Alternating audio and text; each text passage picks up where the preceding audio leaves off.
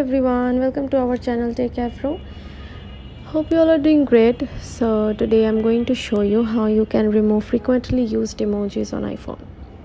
So it's very simple.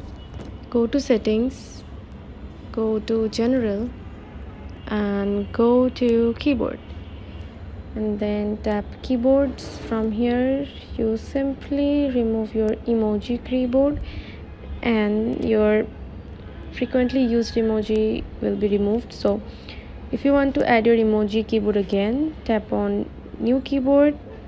From here tap emoji and your emoji will be reset. So this is how you can remove your frequently used emojis. So thanks for watching. Hope this video helps you. Don't forget to subscribe to our channel and don't forget to hit the bell icon button. Bye bye. See you in the next video.